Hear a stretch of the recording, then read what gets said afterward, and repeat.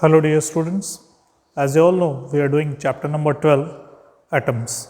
Yesterday we talked about Bohr theory of Bohr quantization condition, and according to that condition let me give you a quick reason because that condition is going to be used today as our main, you can say, theoretical part. So today we are going to start with Bohr theory of hydrogen atom, but before that let me give you a quick revision what we have done yesterday and especially about Bohr theory of Bohr quantization condition. According to Bohr quantization condition, according to Bohr's quantization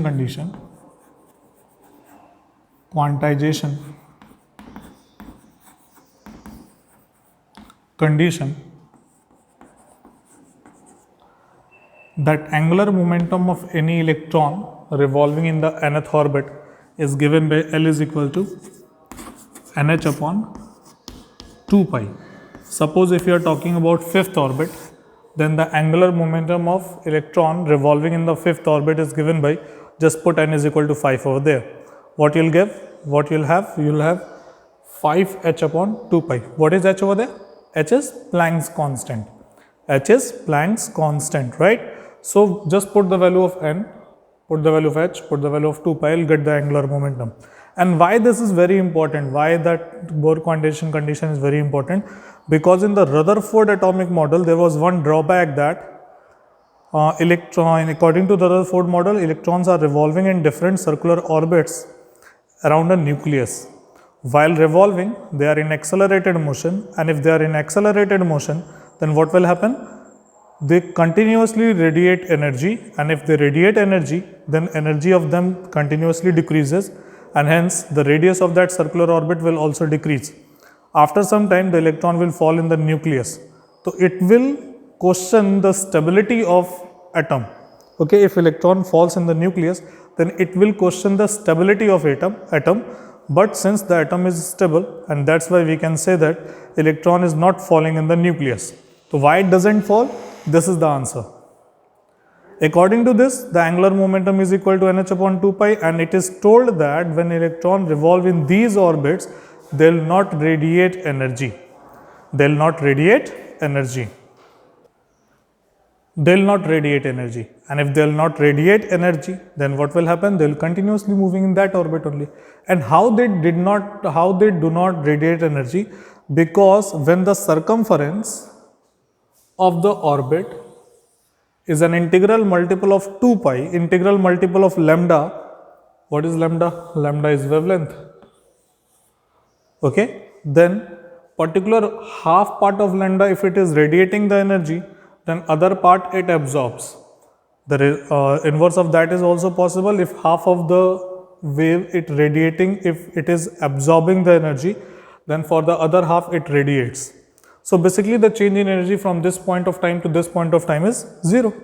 So if that circumference is also constitute this much length, integral multiple of this much length, then half part of the circumference it will absorb energy, another half part it will radiate energy, and the change in energy will be 0. And in that situation, electron will not change its orbit, electron will not change the radius of the orbit, and electron will not fall in the nucleus. That we have done yesterday. Today we are going to start with Bohr theory of hydrogen atom. Okay, so let us start. Bohr theory of hydrogen atoms.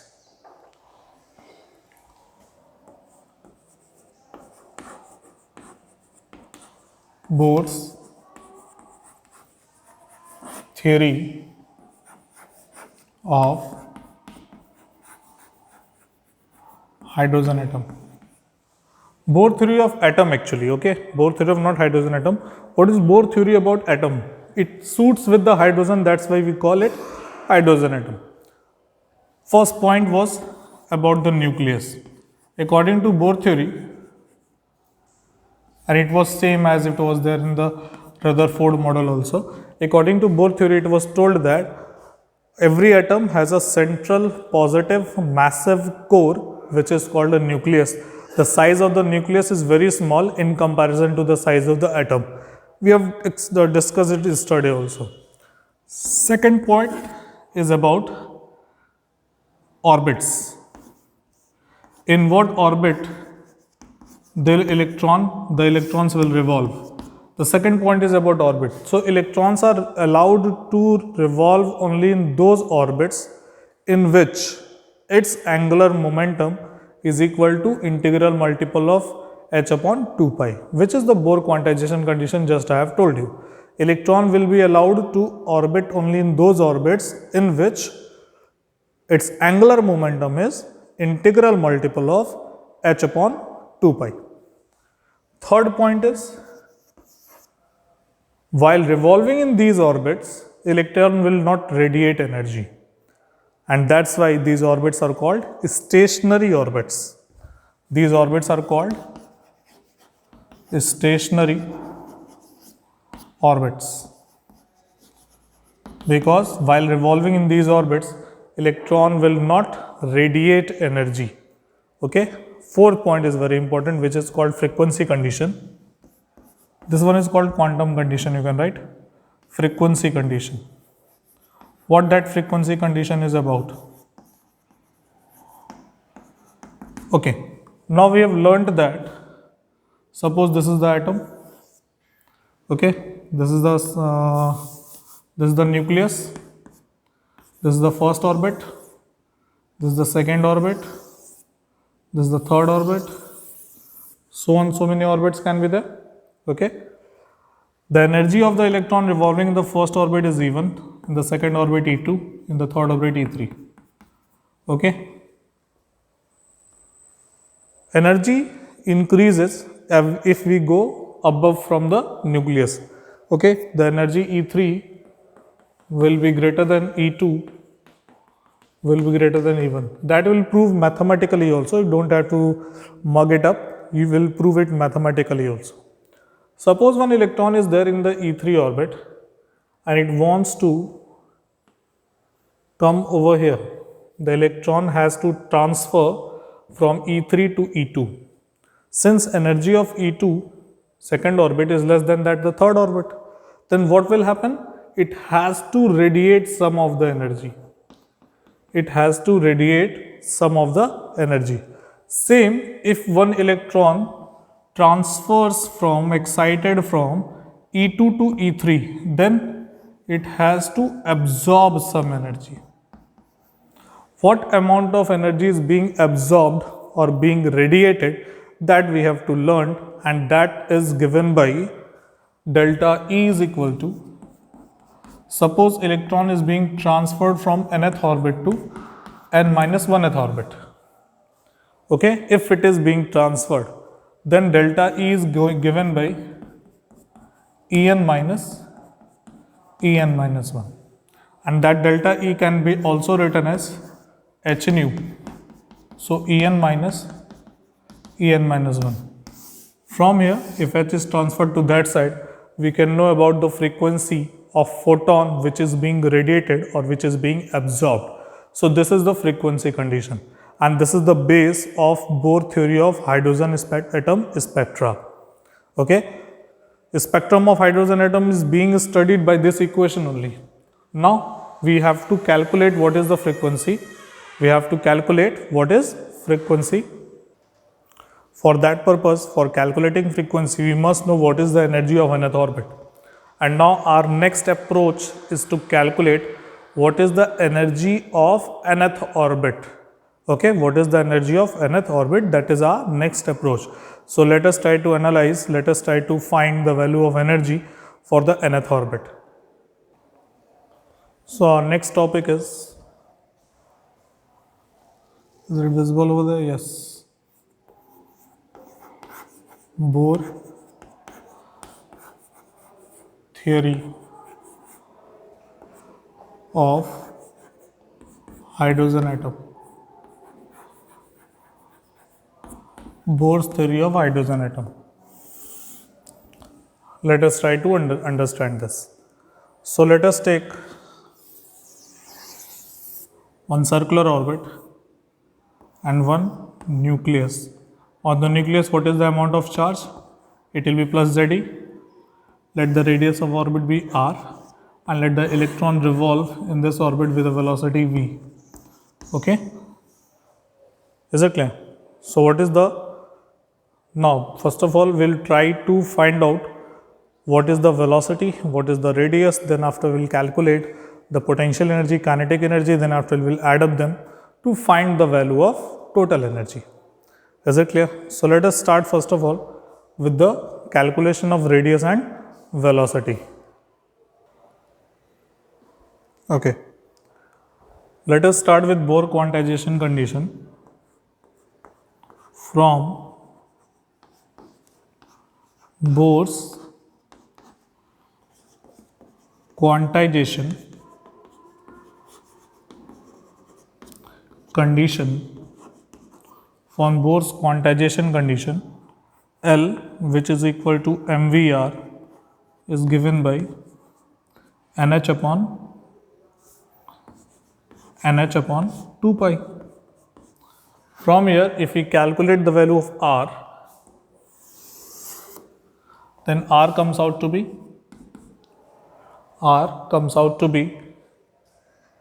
mv is transferred to this side, it will become nh upon 2 pi mv. Let this be question number 1.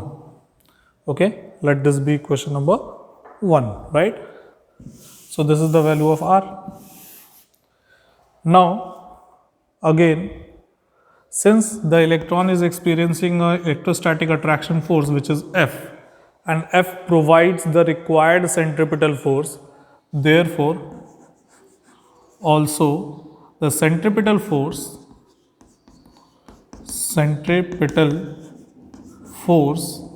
must be equal to electrostatic force.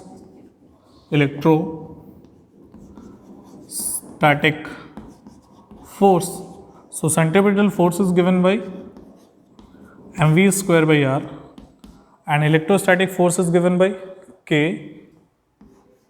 What is q1? Q1 is z into E. What is q2? That is E into E upon r square. K q1 q2 by r square. 1 r will be cancelled out. When r is transferred this side, mv square this side. Let us write the value of mv square because it will be needed in future. So it will be k ze square upon r. Now r is transferred that side, mv square that side. We are going to have r is equal to, let this be question number 2. We are going to have r is equal to k ze square upon mv square. So this is the equation number 3. Now we have got two values of r in equation number 1 as well as in equation number 3. So we are going to equate them, and let us get the value of v first of all. So from 1 and 3, from 1 and 3, here we have nh upon 2 pi mv, nh upon 2 pi mv, and here we have the same value as kze square upon mv square, kze square upon mv square. Now m and m will be cancelled out, 1v will be cancelled out. What we are going to have? M and m will be cancelled out, 1v cancelled out, v is transferred to this side, so v is equal to v is transferred to this side, and is this side, 2 pi this side. So we have 2 pi k z e square upon nh is transferred this side, so nh. So this is the value of velocity. This is the value of velocity. For hydrogen atom, let this be question number 4. For hydrogen atom,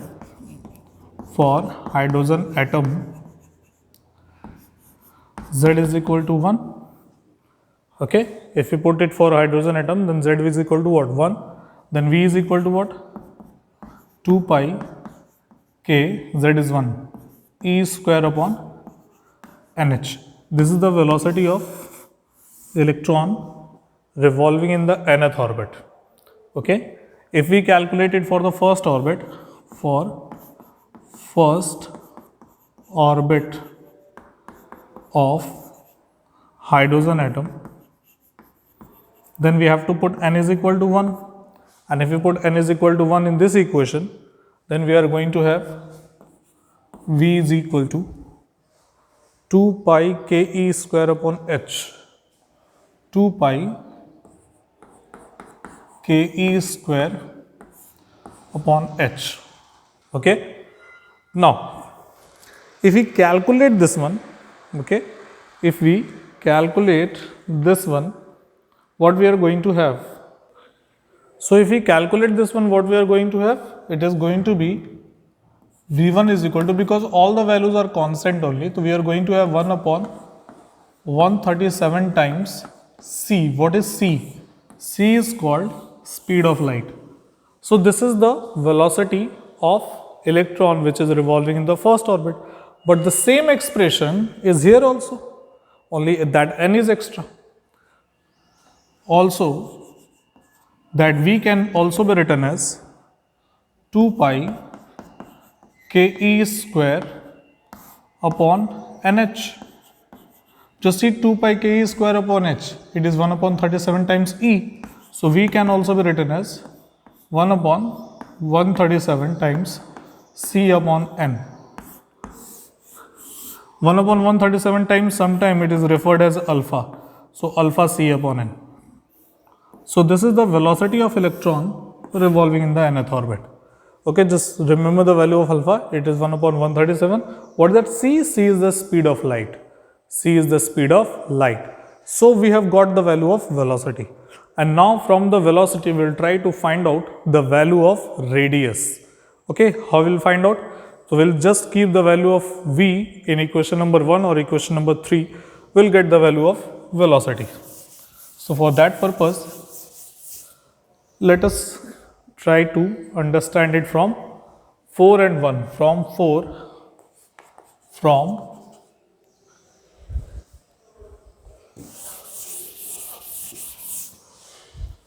equation number 4,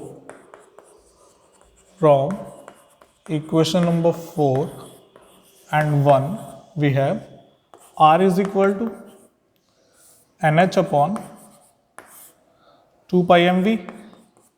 Okay, let's put the value of V from the equation number 4. We are going to have R is equal to NH upon 2 pi. Now, in place of V, we are going to write M also. And then after, in place of V, we are going to write 2 pi k z E square upon NH. Now, this NH will be multiplied with this. We are going to have R is equal to N square H square upon 2 pi 4 pi square k z E square into M. Or let us write 4 pi square M k z E square. Okay, so this is the value of R. Is it clear? So, for hydrogen atom again, for hydrogen atom, Z is equal to 1. Let us put it over there. So, R is equal to, we are going to have N square H square upon 4 pi square M k E square. So, now all the values are constant except N. N depends upon number of orbit, of which orbit you are talking about. Okay, if you are talking about 4th orbit, you will put the value of N as 4. If you talk about 6th orbit, put the value of N as 6. Okay, so for the first orbit, if we calculate it, if for the first orbit, if you calculate it for first orbit, if you calculate it, then N you must be putting 1, then R will be equal to, R naught will be equal to, N is 1, H square upon 4 pi square mk E square. And now just see, all the values are constant. All the values are constant. So value of this is given by, if you solve this, then you will get 0.53 angstrom. So this is the value of radius of first orbit. And now also from here you can write r is equal to, see this value is here also, only that n square is extra. So n square times 0.53 angstrom. So basically radius increases square times. Like suppose the radius of second orbit will be, just put it n2, you will have 4 times the 0.53 angstrom. Radius of third orbit 9 times. Radius of fourth orbit 16 times.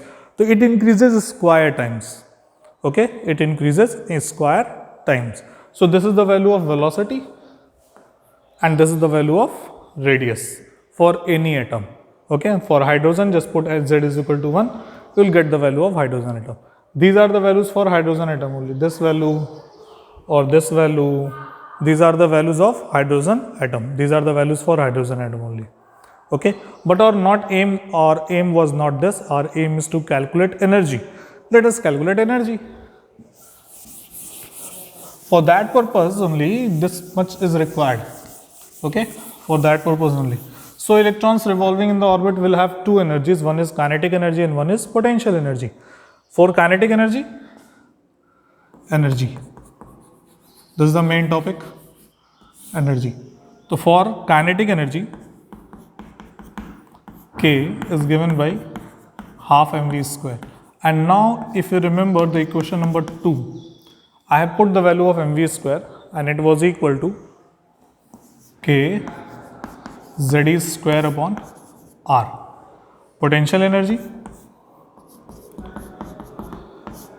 U is equal to K ze into minus e upon r. Because why minus sign is there? Because if you remember that in case of potential energy we put negative sign, we put charges with their sign.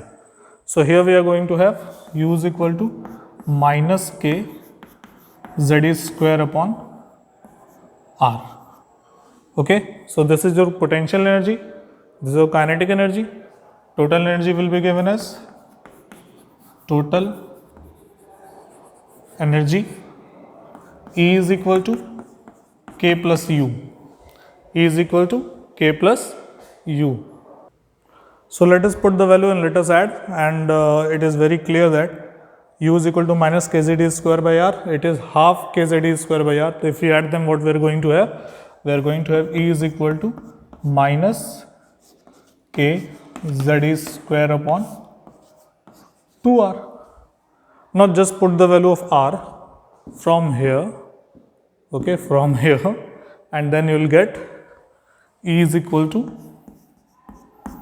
minus, if you put r over there, then 4 pi square m kz square will be in the numerator. So it will become k z square into 4 pi square m k z square.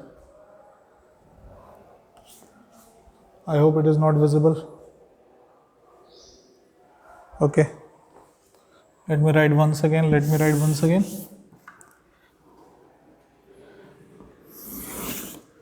So E comes out to be minus kz square was already there, and then 4 pi mk z square from the value of r upon n square h square. Okay, and if we solve them, what we are going to have? E is equal to, was it 4 pi square? Yes, it is 4 pi square. Okay, so it is 4 pi square m k square z square e to the power 4 upon n square h square. So this is the value of, and that too negative sign. Okay, this is the value of energy. So E is inversely proportional to n but with negative sign.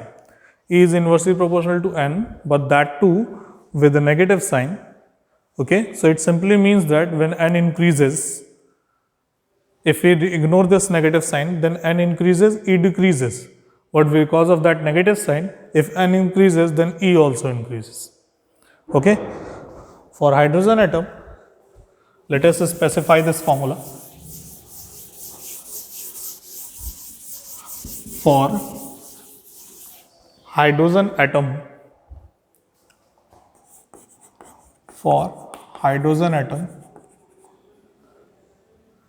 Z is equal to 1. So E comes out to be minus 4 pi square mk square Z square e to the power 4 upon h square and square h square. Now value of Z is 1 for hydrogen atom.